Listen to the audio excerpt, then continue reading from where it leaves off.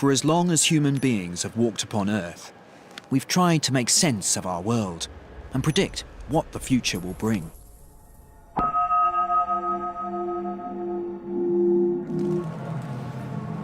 Yet today, our lives seem more complicated and unpredictable than ever. And half the population of the planet now live in busy, sprawling cities. Every day throws up thousands of different encounters, a mass of interactions and forces that seem beyond our control. It's hard to see how any of this could be connected. Yet when we start to look closely at all this complexity, surprising patterns begin to emerge.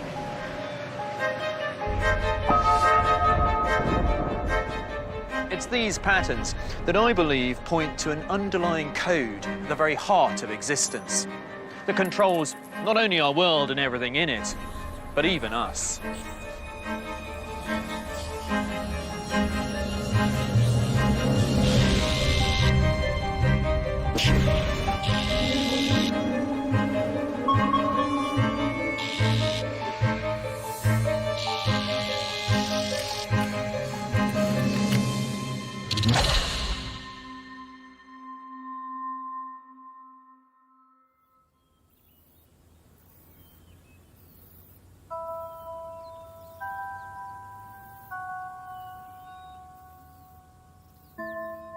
As a mathematician, I'm fascinated by the patterns we see all around us. Patterns that reflect the hidden connections between everything. From the movement of rush hour crowds to the shifting shape of a flock of starlings.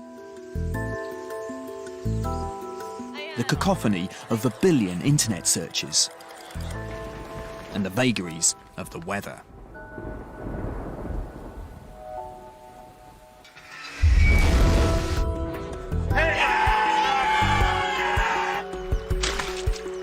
Together, these patterns and connections make up the code. A model of our world that describes not only how it works, but can also predict what our future holds.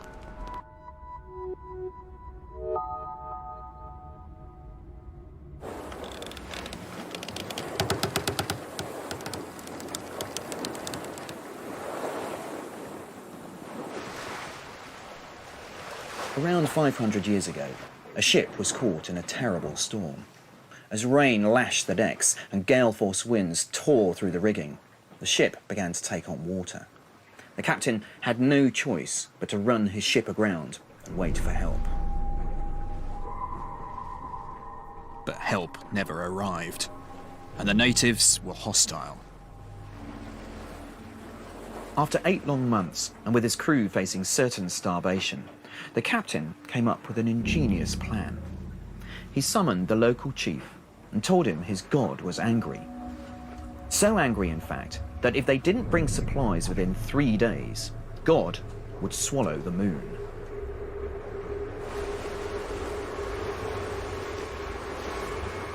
And sure enough, as the moon rose on the 3rd night, it had already begun to disappear.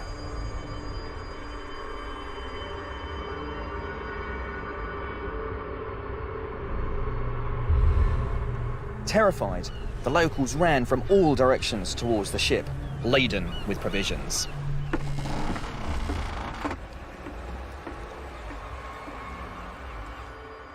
The year was 1504, and the captain, Christopher Columbus. And the reason he was apparently able to command the heavens was because he had something like this. It's a set of lunar tables, and each one of these numbers represents a lunar eclipse. Today's date is June the 15th, and it says that in about 5 hours' time, the same thing is going to happen to the moon here in Cyprus.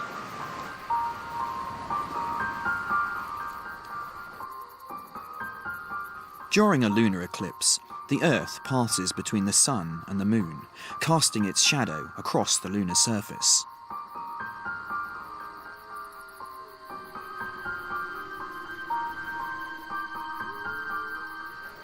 And there it goes. The moon's been swallowed up by the shadow of the Earth. And the amazing thing is, actually, the moon doesn't completely disappear, because it's kind of red, ghostly moon up there.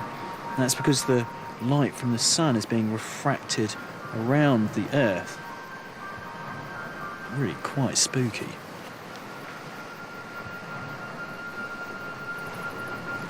I can imagine how terrified the islanders would have been when they saw that 500 years ago.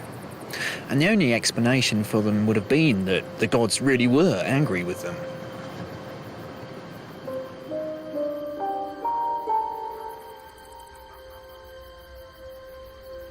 We now know that the movement of the planets is incredibly predictable. By understanding the code, we can model their orbits far back into the past and see thousands of years into the future.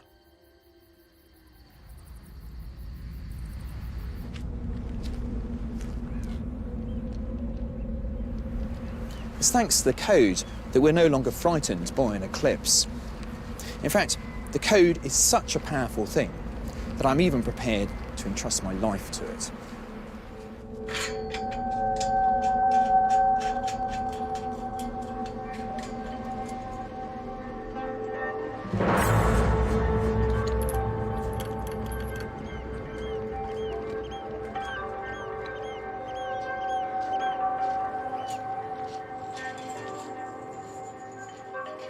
This strange contraption is 5.5 meters high. Using the force of gravity, a 30-kilogram ball will hurtle down the ramp and fire off the end. And when it does, I will be sitting directly in its path. If I get my sums wrong, I'll be killed outright.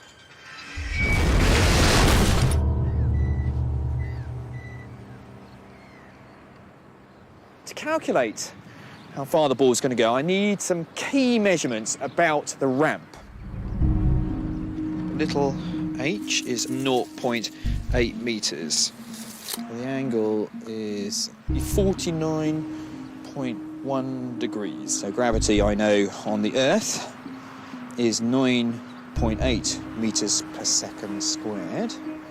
Interestingly, you don't have to know what the weight of the ball is, the mass of the ball. That's not relevant to how far the thing's going to go.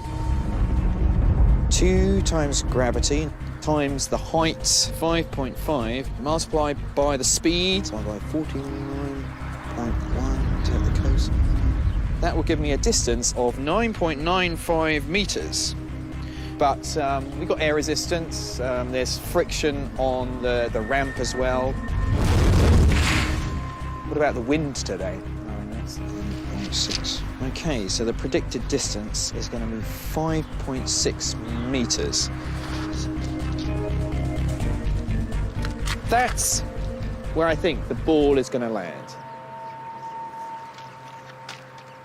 Which means if I set up my deck chair here, I should be able to watch the whole thing in complete safety. Okay, release the ball.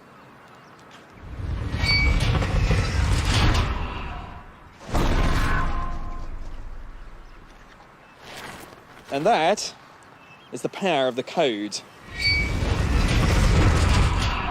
We can do this again and again and again. And the numbers mean the ball is going to land in the same place each time.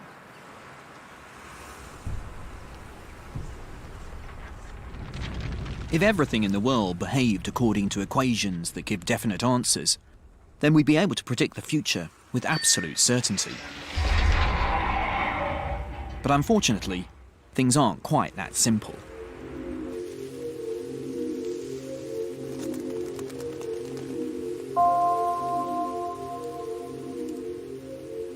The natural world often appears so complex, it's hard to imagine we could write equations to describe it. Even though we might glimpse what we think are patterns, they seem almost impossible to understand. I've come to witness a mysterious phenomenon that happens here in Denmark for a few short weeks every year.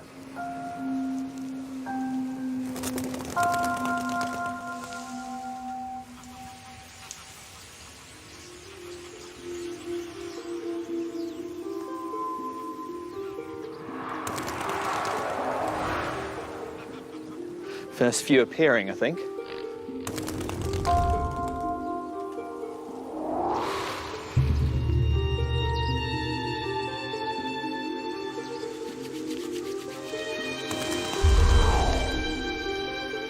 These are starlings, making their annual migration between southern Europe and Scandinavia.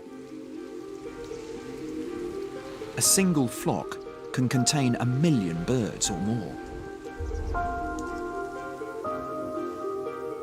Their dance obscures the fading evening light, giving the formation its eerie name, the Black Sun. There's another massive group coming in. Oh. There are thousands of them up there. And it's not really clear why they do this. It's maybe that kind of safety in numbers. The whole shape looks quite intimidating. It looks like one large black beast, kind of frightening off any predators that might be looking for a bit of dinner before sunset.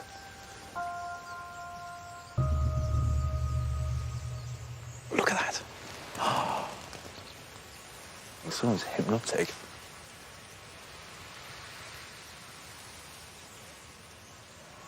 It's amazing, there's so many of them. It's I wonder they don't smash into each other and sort of knock some out of the sky, but they don't seem to.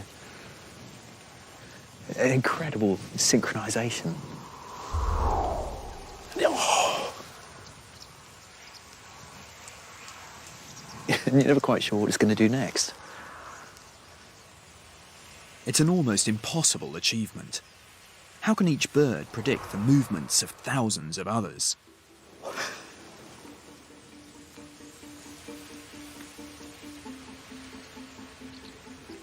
That's extraordinary.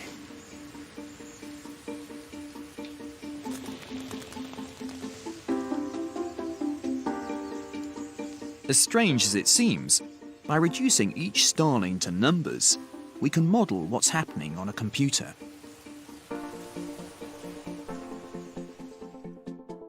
We start with a flock of virtual starlings, all flying at different speeds and in different directions. And then we give them some simple rules. The first is for each bird to fly at the same speed. The second rule is to stay close to your neighbours. And finally, if you see a predator nearby, get out of the way. 3 simple rules are all it takes to create something that looks uncannily like the movement of a real flock of starlings. Oh, here they come. Oh. In fact, a recent study has shown that even in a flock of hundreds of thousands of birds, each starling only has to keep track of its 7 nearest neighbours.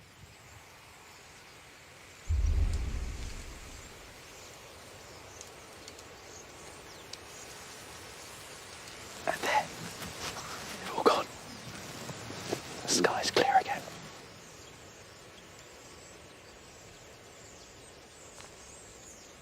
Who'd have thought that something so extraordinarily complex as a constantly shifting flock of thousands of birds in flight can have at its heart such a simple and elegant code?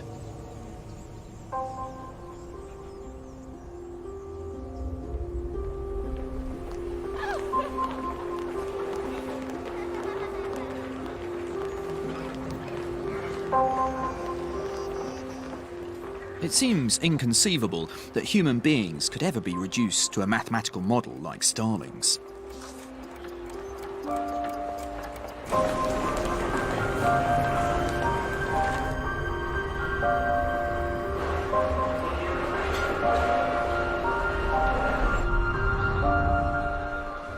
But Ian Cousin studies how animals behave in groups, and his research has revealed some surprising parallels. How can you possibly begin to understand something like this huge mass of people? Even when you look at the crowd for a few seconds, you realise there's so many complicated factors at play. Well, I started my research looking at simple organisms like ant swarms, schooling fish, and remarkably, our insights from studying those systems led to new insights in studying human crowds. But people are much more complicated than a fish or an ant. Exactly, but that's almost the beauty of this, is we're thinking about much more interesting things when we're walking through crowds than how do I avoid that person, how do I avoid that obstacle. You know, we're thinking about what we're going to cook for dinner or what our friends are doing. And so in actual fact, we're almost in autopilot. And we're actually using very simple rules of interaction, just like the schooling fish and the swarming ants. So can we learn things from the ants? We could learn an immense amount from the ants. The ants don't suffer from problems such as congestion because they're not selfish, and I'm afraid to say we are. We want to minimize our own travel time, but we don't necessarily care whether we do so at the expense of other individuals. Of all the animals Ian has studied, human beings are, in some ways, the most predictable. We walk at an optimum speed of 1.3 meters per second and prefer to walk in straight lines to get to our destination. What happens is you will naturally fall into the slipstream of an individual moving in the same direction as you. And so without you even knowing it, you're forming a lane. And similarly, pedestrians moving in the other direction will also form lanes, very much like the ants do. These lanes help us to avoid collisions. However, in a large open space, like the concourse at Grand Central Station, the lanes inevitably cross each other, which could lead to congestion. But if you put an obstacle, like this information desk, in the middle of the crowd, rather than getting in the way, it acts like a roundabout and increases the flow through the station by as much as 13%.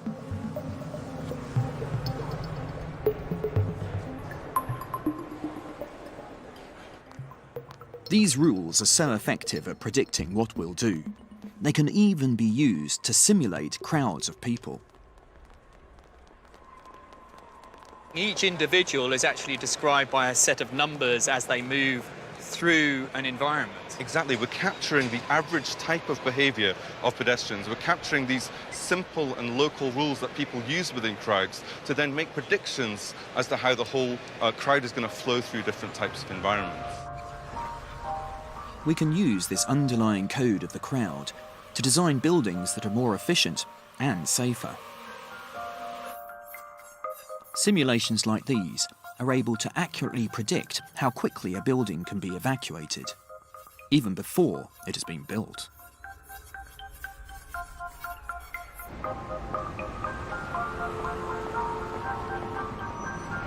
As a crowd, people are incredibly predictable. There are simple rules that we follow without being aware of it. But most of the time, we don't live on autopilot. And when the crowd disperses, so too do the rules of group behaviour. As individuals with our own free will, we're much harder to predict. Or so we think.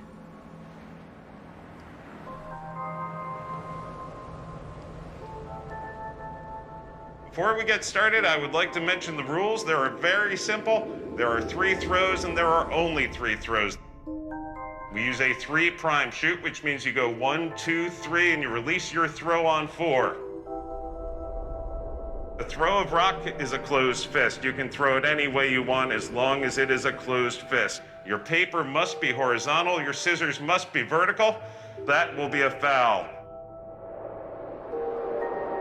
The game of rock, paper, scissors is known all over the world. And some people take it very seriously. For those of you who don't know, and there should be very few, the throw of paper covers the throw of rock. The throw of scissors cuts the throw of paper, and the throw of rock crushes the throw of scissors. In Philadelphia, the Rock, Paper, Scissors League competes 4 times a week. The people in this room are fighting to go to the World Championship in Las Vegas and the chance to win $10,000.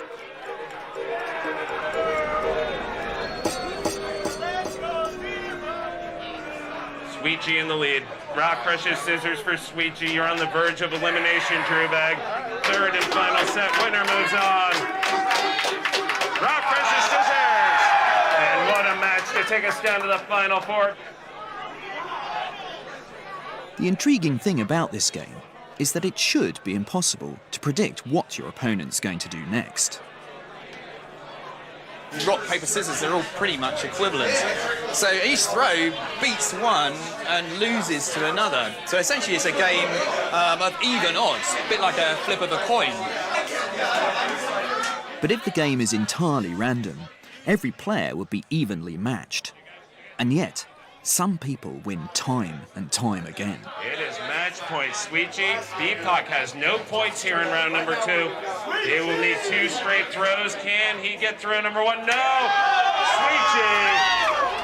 So now our final match of the night. Sweetjie, we're going to play Dogulus. The more we play, the more we're influenced by our past throws. And that creates patterns that can be exploited to win the game. Sweetjie came 5th in the league last year, and this season looks set to do even better.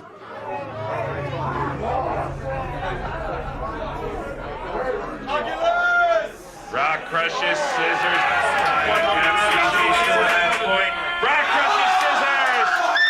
Sweetjie, Philadelphia Rock Paper Scissors City League champion here at the Random Lounge. Congratulations. Thank you. So that was 5 consecutive wins. What was the key to your success, do you think? I try to read people. Yeah, you do. Like, Yeah? or at least try to think what they're thinking. So you're looking for their patterns then? Yeah, a little bit. Like a little bit of their patterns. I'm like trying to learn mine and go against that. Rock, paper, scissors reveals a fundamental truth about human nature. We are so addicted to patterns that we let them seep into almost everything we do. And these patterns are the key to predicting many aspects of our behaviour, even the darkest parts of our nature.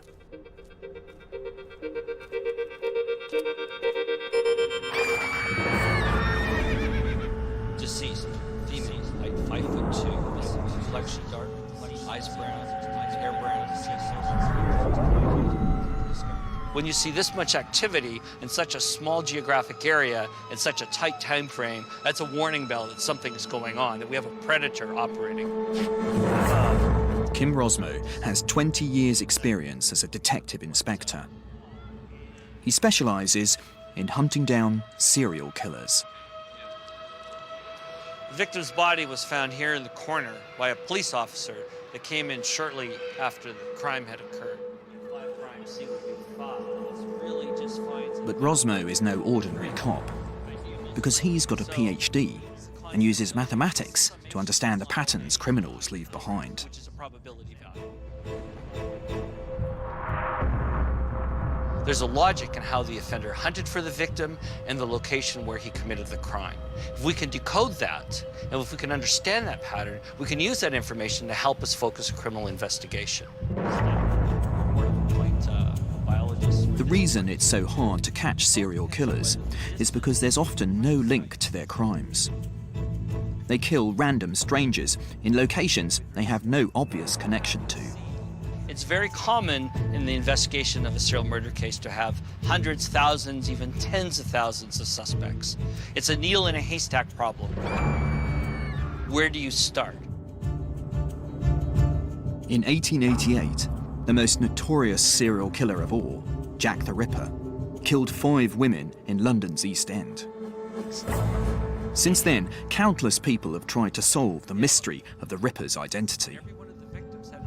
But Rosmo thinks he could have tracked him down without seeing a scrap of evidence.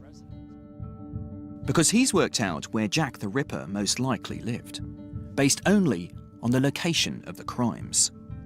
Flower and Dean Street should have been the epicenter of their search. And all he used to do it is an equation. Inherently, we're all lazy, and criminals just as much as anyone else. They want to accomplish their goals closer to home rather than further away because it involves too much effort, too much time, too much travel. The first half of Rosmo's equation models what's known as the least effort principle.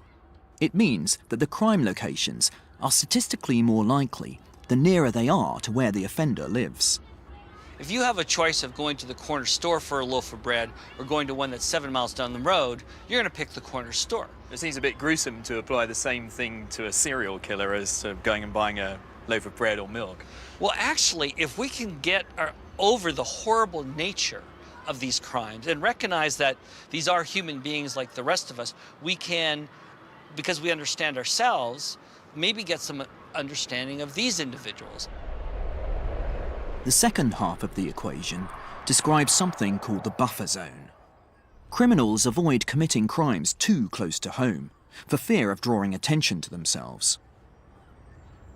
It's the interaction of these two behaviours that allows Rosmo to calculate the most probable location of the criminal.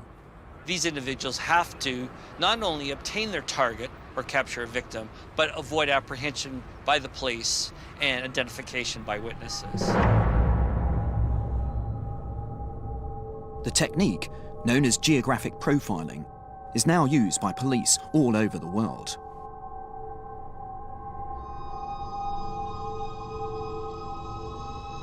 Police are examining the possibility that all explosion near a branch of Barclays Bank in West London was the work of an extortionist. Police believe the extortion demand came from the blackmailer known as Mardi Gras. In the late 90s, Rosmo was called in by Scotland Yard to help catch the notorious Mardi Gras bomber, who for 3 years waged a campaign of terror against banks and supermarkets. A 17-year-old man is recovering in hospital after being injured in an explosion at a Sainsbury's store in South London. Police are advising the public to be vigilant. In truth, they can only wait to see what Mardi Gras does next.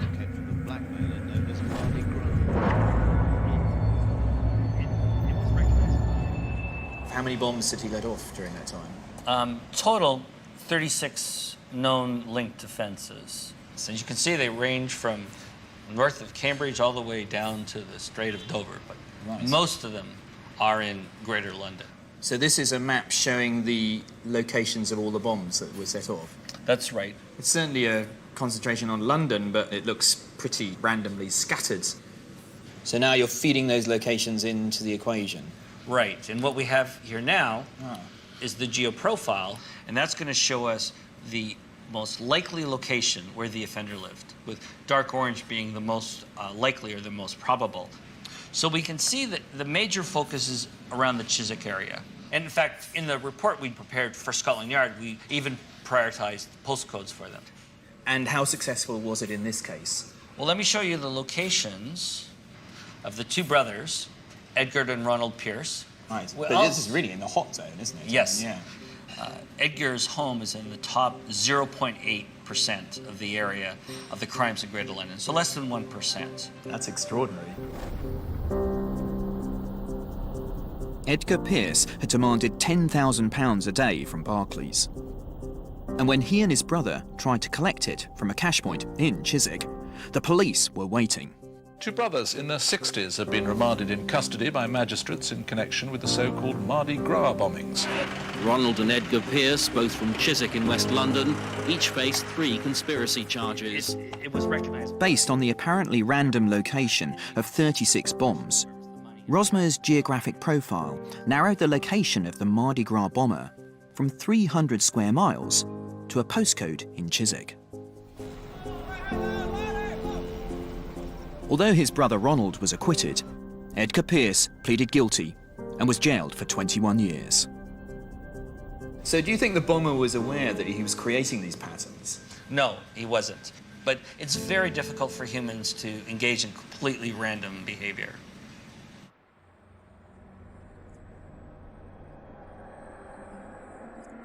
Very few of us are aware of the patterns we leave behind. From the way we move in a crowd, to the choices we make in a game. The victim's body was found here in the corner. Or even how we commit murder. In reality, these crimes are not random. None of it is random. It's all part of the code. There are always telltale patterns, and if we're able to decode them, we can use those patterns to model our behaviour. And And this leads to the intriguing possibility that if we can reduce human beings to numbers, we might be able to predict our future in the same way as we can predict the movement of the planets or the trajectory of a ball.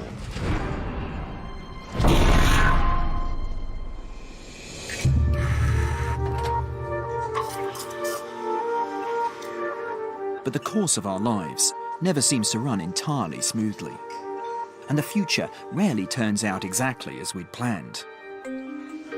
I may have a good idea what I'm going to be doing tomorrow, or even next week. But as the weeks turn into months, and the months turn into years, our future becomes far less certain. Every decision we make, every situation we encounter, every person we meet sends our life down a different path. As you watch each stick floating off downstream, there's no sure way of predicting their fate. I might be able to hazard a guess where a stick will be in 2 minutes, but what about 2 hours or 2 days? Turn into years, the future becomes far less certain. Life sometimes seems so unpredictable that we think of it as being random. But in fact, it isn't random at all. It's simply a sequence of cause and effect. A freak accident, a slight delay, a missed bus, a broken promise. There are millions of factors that intervene to affect our journey through life. And the tiniest shift in any one of these can completely change its future course. The white one's got caught in the dam, but the red one's going really fast.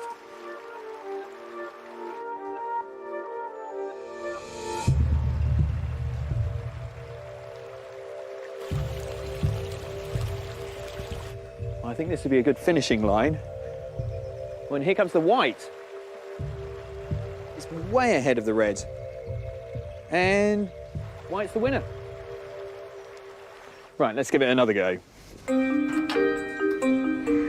The truth is, our lives are controlled by the strangest code of all, the code of chaos.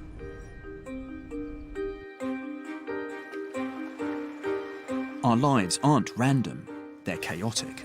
A tangled web of cause and effect, in which insignificant moments can escalate into events that change our lives forever. Any difference, no matter how small, can have a huge effect on the outcome. It's this incredible sensitivity to even the slightest change which is one of the defining features of chaos.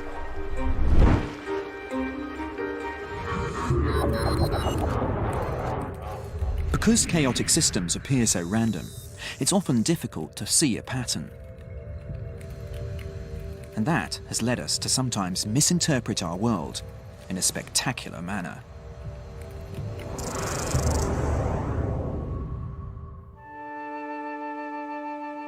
In this land of many mysteries, it's a strange fact that the largest legends seem to collect around the smallest creatures. One of these is a mousy little rodent called the lemming. Here's an actual living legend, for it's said of this tiny animal that it commits mass suicide by rushing into the sea in droves. This film from 1958 set out to explain the wildly fluctuating population of these tiny rodents.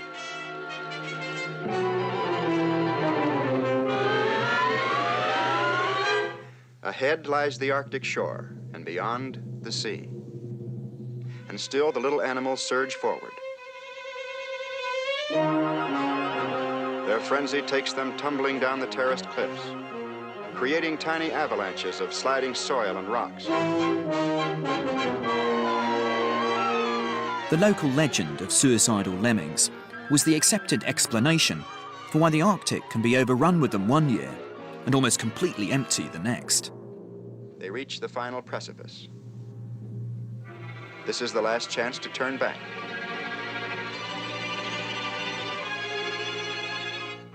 Yet over they go, casting themselves bodily out into space.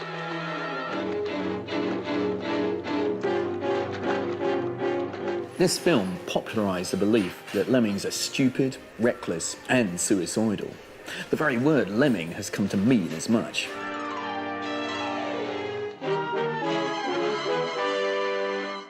The trouble is, though, it isn't true. In fact, it's been claimed that the whole thing was faked.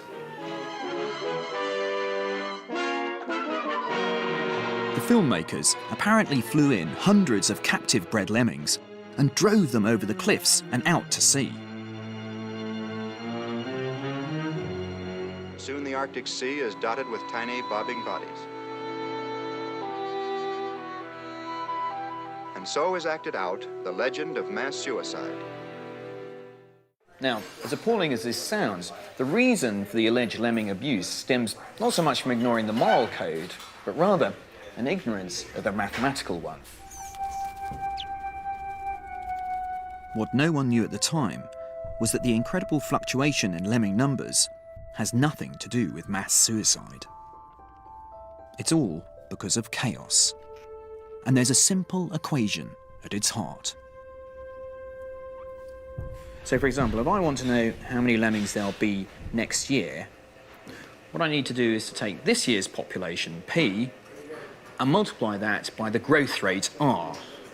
But not all lemmings will survive, so there's a little bit of the equation which tells me how many lemmings will die during the year. So that's R times P times P.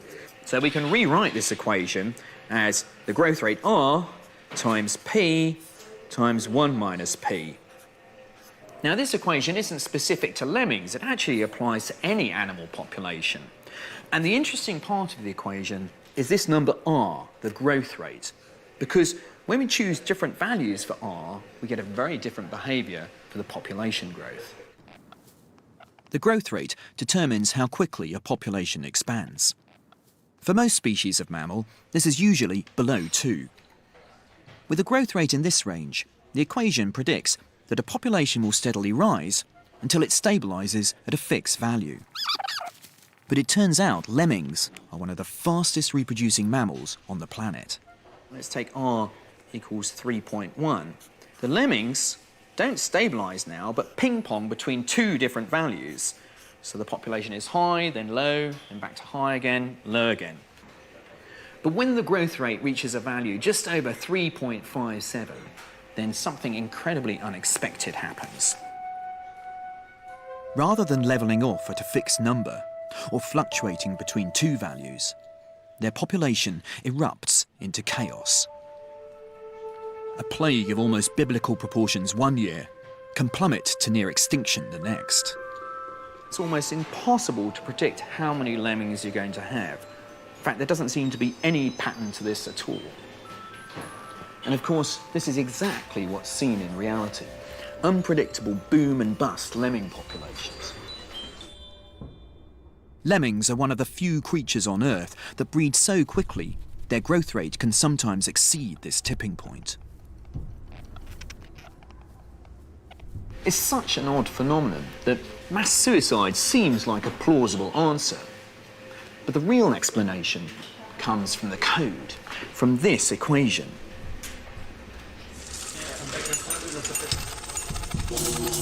The problem is, we can never know exactly how many lemmings are born or how many die. And just the smallest difference in the growth rate R produces a totally different answer. And this is true of all equations that model chaos. Although they can explain how something happens, they're almost useless at predicting the future.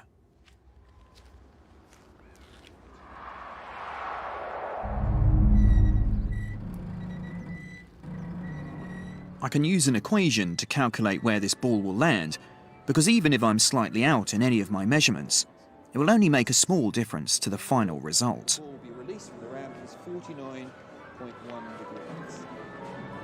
But if this ball behaved according to the laws of chaos, the tiniest shift in the ball's position, or the angle of release, could dramatically alter its trajectory. I'd have no idea whether it would just simply fall harmlessly off the end of the ramp, or be sent into orbit.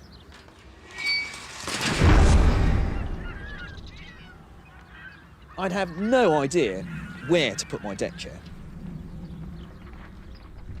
It turns out that much of the world is chaotic, making it almost impossible to predict. But that doesn't stop us trying.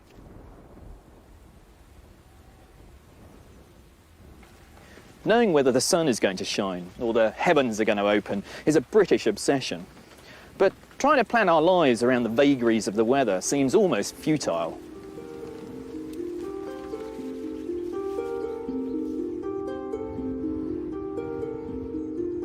Even though we have precise equations that can describe how clashing air masses interact to create clouds, wind and rainfall, it doesn't really help us very much with our predictions.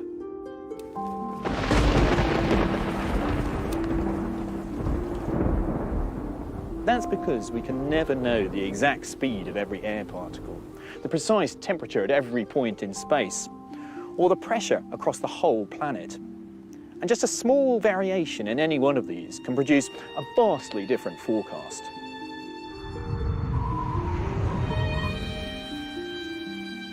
This is a map of how the weather looks right now. The blue lines represent cold fronts and the red lines represent warm fronts. In order to make a prediction, what we do is to take the mathematical equations for the weather and create a model.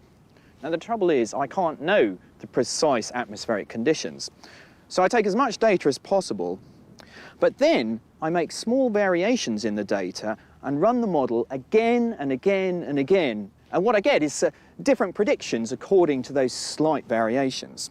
So here you can see for the weather tomorrow, the predictions are pretty similar. We've got a lot of blue lines together, predicting a cold front, a lot of red lines together, predicting a warm front. But look what happens when I look a little bit further ahead. So 2 days, 3 days ahead. So you can see these different predictions are beginning to spread out. You can still see some sort of pattern in the weather, but if I move a week ahead, and now I couldn't even hazard a guess as to what the weather's going to be. There are red and blue lines all over the place. One prediction says it's going to be hot, the other says it's going to be cold. And if I go 10 days ahead, it just looks like a scrambled mess of spaghetti. There's absolutely no way to make any prediction that far in advance. And that's why, beyond just a few days, the weather forecasts can be so spectacularly wrong.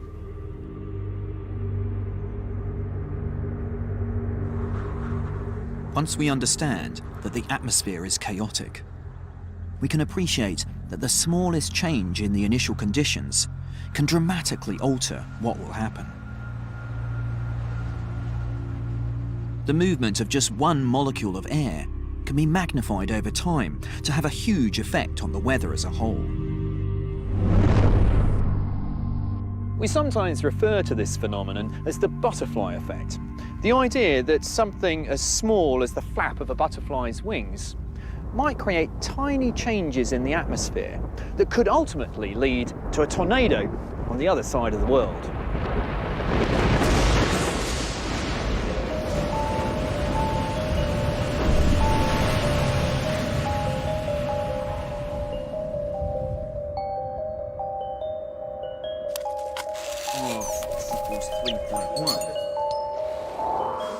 As a crowd, the patterns we make are incredibly predictable. Even as individuals, our actions are controlled by the code.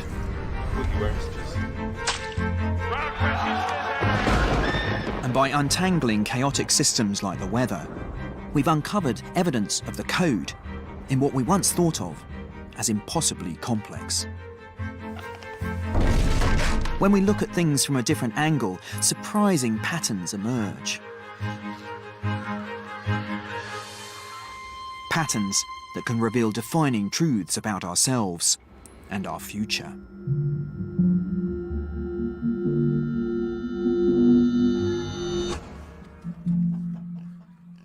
In 1906, an unfortunate cow laid down its life for a place in mathematical history. 1, 10, 264, 417. The cow was the subject of a guess the weight competition at a village fair. The lucky person who came closest would win the slaughtered animal's meat. 1020, 2,130. The amazing thing was, nobody guessed correctly. 170. And yet, everybody got it right.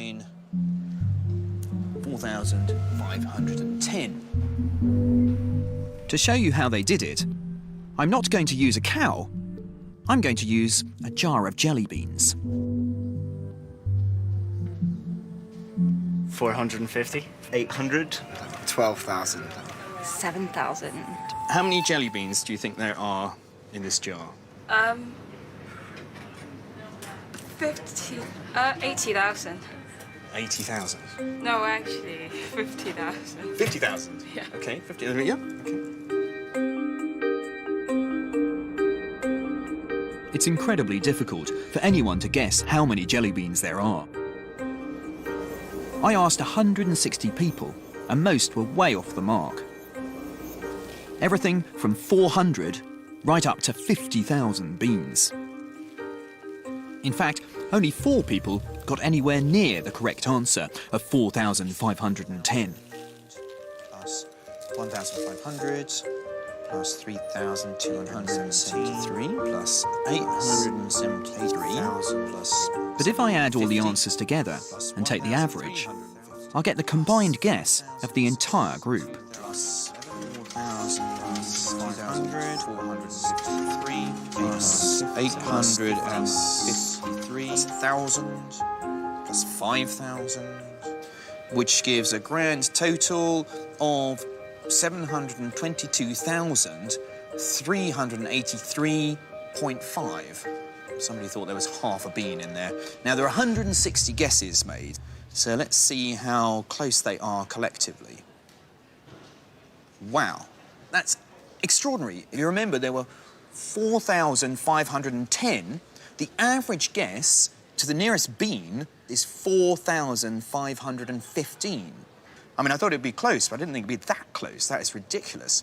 So although we had guesses that were all over the place, up in 30,000s, right down in the 400s, collectively, we get something which is just 0.1% away from the real number of beans in there. So, as individuals, the guesses are just that, guesses. But when you take them collectively, they become something else entirely. 5,000, 1,480, 9,000. 2,000. What tends to happen is that, more or less, as many people will underestimate the number of jelly beans as overestimate it. 1,766. A few people will be way off the mark either way, but that doesn't matter. Provided you ask enough people, the errors should cancel each other out.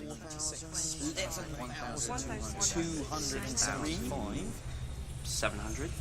The accuracy of the group is far greater than the individual. We call this the wisdom of the crowd. 160 people is a powerful tool for working out how many jelly beans there are in the jar. But imagine what you could do with a crowd of millions. That's exactly what they use here at Google. With access to over 2 billion web searches a day, Google have found a way of tapping into the wisdom of the biggest crowd on Earth. And by doing so, they've been able to reveal the forces that control our lives and harness them to make predictions about us. Think of all the things that people might search for on a daily basis. Think of the things that you might search for on a daily basis. Yeah, well, I've searched for a couple of cities in Mexico and films in Hackney today. Lots of people may be searching for a similar thing, movies in Hackney, for example. And you can see, if you looked at that query over the past 3 years, what the pattern of searches for that term looked like. Google had a hunch they could use all our searches to make predictions about our lives. They wanted to see if they could match the pattern of certain searches with events in the real world. Google began by seeing if they could predict outbreaks of flu. So flu has a nice seasonal pattern, and because it has that pattern every year, over many years, we're able to take that trend and say which search queries match that pattern. So we built a database that included over 50 million different search terms. 50 million? Yes. Wow. Yeah. We didn't only include things that may be related to flu. We included things like Britney Spears or, I mean, everything that people search for would have been included. When Google looked back over the past 5 years of data, there were certain search terms whose popularity exactly matched the pattern of flu cases. So people were searching for things like symptoms or medications or sore throat. There are other things like complications. So you're saying that the sort of number of search terms for flu-related things almost exactly mirrors the actual cases of flu that we see in the population? That's true. It is an accurate indicator of flu activity just based on lots of people searching for these terms. We were amazed by this finding.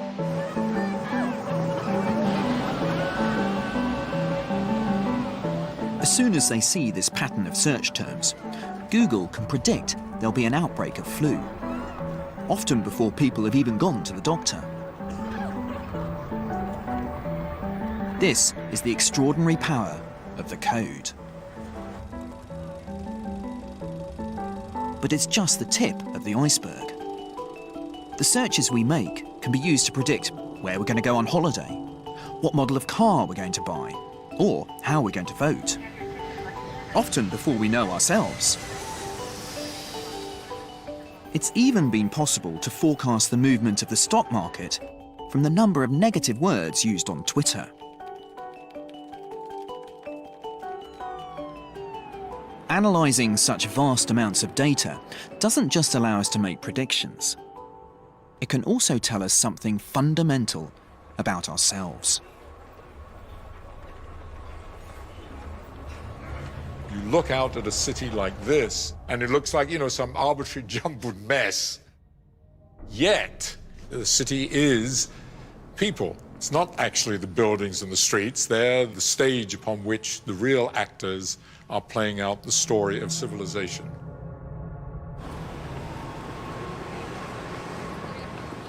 Geoffrey West is a physicist who spent his life trying to see meaningful patterns in the universe. And now he's turned his attention to the dynamics of human life in cities. So you can see there's all kinds of infrastructure here. There's the obvious, the roads, the electrical lines, the sewer lines. They're an extraordinary network that is sustaining New York City. Coming at it as a physicist, I had this hunch that there is really an underlying code to all this. West amassed data about cities all over the world. And the patterns he found mean that for any given population size, he can predict the amount of roads, electrical wiring, or office space that city has. But he also discovered something much more surprising. One of the most interesting results we discovered was that wages scale in a very systematic way. And the rule that came out was that if you double the size of the city, you get this marvelous 15% increase in the wages. So if you live in a larger city, that means you're going to earn more? Yes. So if there are two mathematicians in two different cities, one twice the size, they're doing the same job, one will actually have a bigger income. That is what on the average, that is what the data say. So was that a surprise to you to see? Yes, that was a huge surprise. My first reaction was there's something wrong with the data. And then it was like, my God, of course, that's right. That's why cities exist. Incredibly, it's not just people's salaries that increase. When a city doubles in size, every measure of social and economic activity goes up by 15% per person. That's 15% more restaurants to choose from, 15% more art galleries to visit, 15% more shops to go to. In short, life gets 15% better.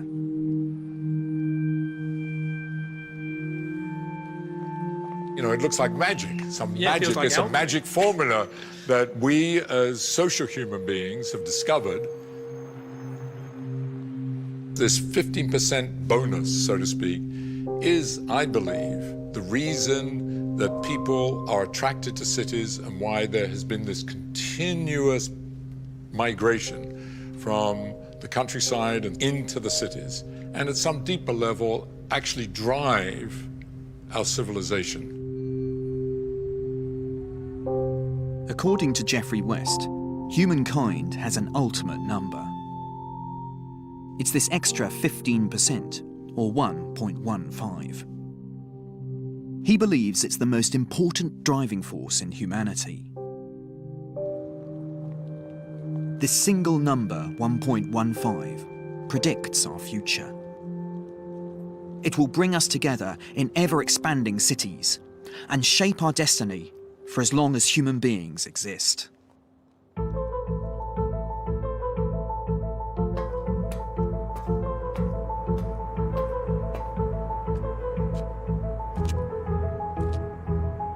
"500 years ago, when faced with an eclipse, many of us would have believed it was the work of an angry god. But as we've unearthed the language of the code, we've discovered that the apparent mysteries of our world can be understood without invoking the supernatural." And this, for me, is what's so remarkable. That despite the incredible complexity of the world we live in, it can all ultimately be explained by numbers. Just like the orbit of the planets, life too follows a pattern.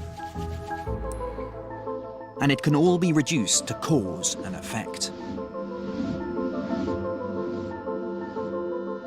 In the end, even the flip of a coin is determined by how fast it's spinning and how long it takes to hit the ground. The ultimate symbol of chance isn't random at all. It only appears that way. When we don't understand the code, the only way we can make sense of our world is to make up stories. But the truth is far more extraordinary. Everything has mathematics at its heart. When everything is stripped away, all that remains is the code.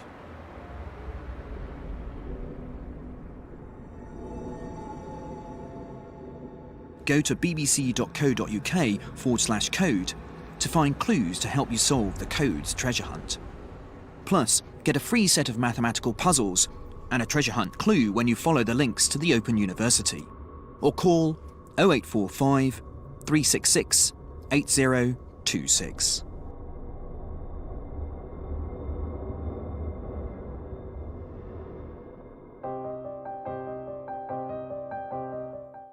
Coming up next this evening here on BBC HD, we're heading out into the lost land of the volcano.